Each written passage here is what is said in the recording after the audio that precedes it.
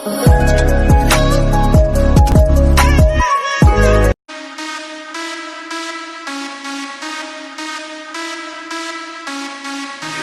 gonna set your place on fire.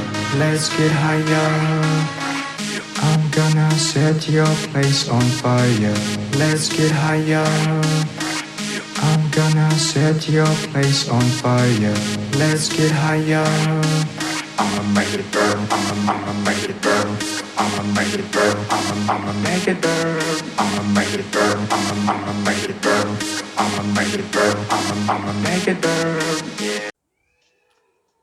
अपने इस channel के शुरू के दिनों की एक वीडियो में चैनल बनाने की वजूहात बयान करते हुए मैंने एक बात कही थी कि ज़िंदगी सिर्फ बचपन में तालीम हासिल करने और फिर जवानी में नौकरी ढूंढने और दिन रात काम करके पैसा जोड़ने और फिर बुढ़ापे में एक दिन रिटायर होकर मर जाने का नाम नहीं है। ज़िंदगी में और भी बहुत कुछ है।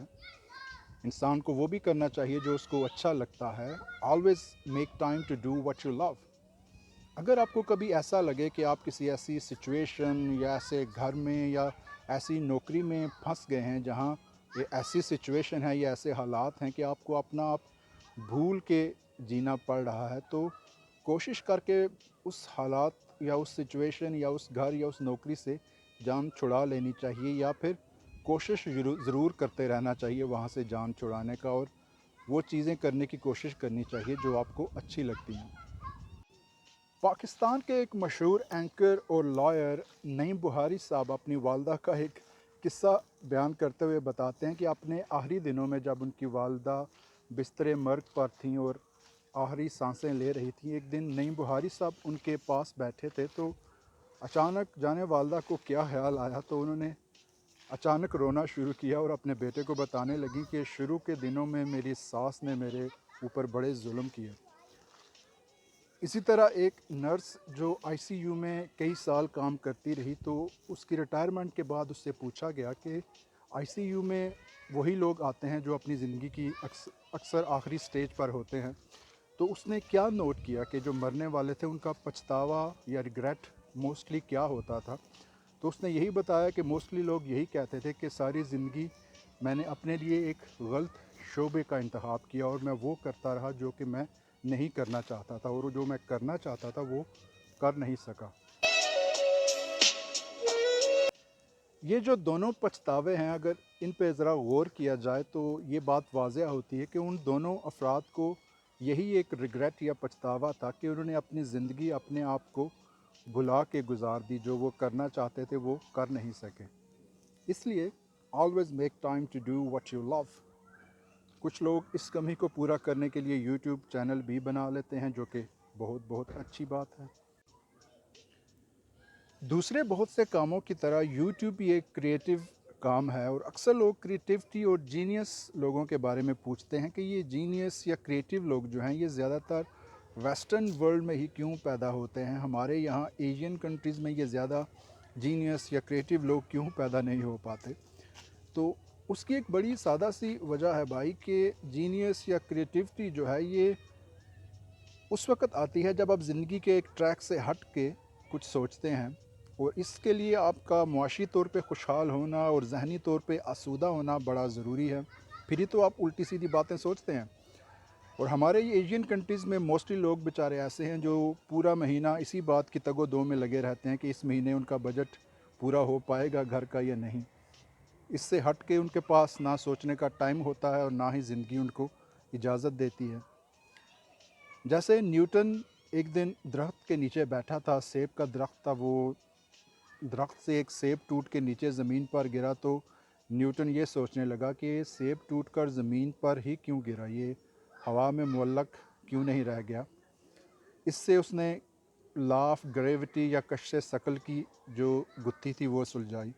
अगर वो पेट से भूखा होता तो सेब उठा के खा लेता, उसके पास ऐसी उल्टी सीधी बातें सोचने का टाइम कहाँ होता।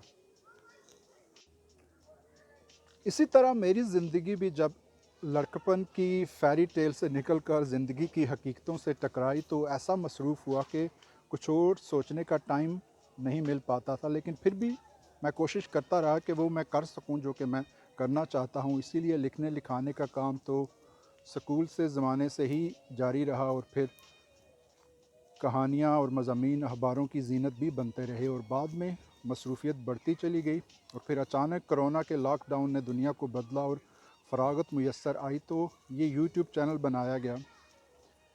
बज़ाहिर तो यही कुछ दिनों की एक्टिविटी थी कि अपनी डायरी या अपनी कहानियाँ जो मैं लिखता हूँ उसको एक डिजिटल डायरी की शक्ल दी जाए, लेकिन चलते चलते सफ़र ऐसा बढ़ा और ऐसे अच्छे लोगों का साथ मुयस्सर आया और इतना प्यार मिला कि ये सफ़र कहीं रुक ना सका।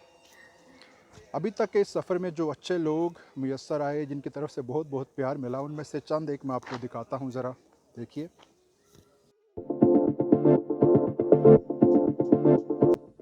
Exploring Wisdom with Kessel, love from Netherlands. Exploring Wisdom with Kaiser! Yay!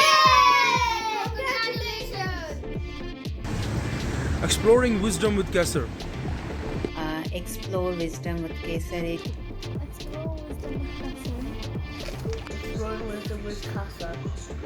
Exploring Wisdom with Kesser. Exploring Wisdom with Kesser. To Exploring with Kaiser channel, it's Explore Wisdom with Kaiser. Exploring Wisdom with Kaiser. Exploring Wisdom with Kaiser. Exploring Wisdom with Kesser. सफ़र कोई भी हो, उसमें होने वाले छोटे मोटे हादसे या मिसहैप्स जो हैं वो बाद में ज़िंदगी की बड़ी हसीन यादगारें बन जाती हैं। मेरे इस YouTube के सफ़र में भी छोटे मोटे मज़ाहिया हादसे होते रहे, जो कि मैं आपको पहले भी अपनी एक वीडियो में दिखा चुका हूँ। आज फिर आपकी नज़र करता हूँ, ज़रा देखिए। When you enjoying the life practically, then it's not a smooth sailing. Funny thing happens.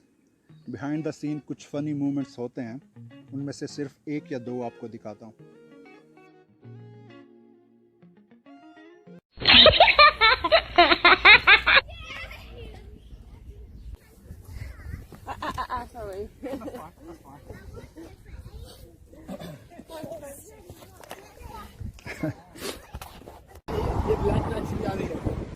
River में मौजूद है।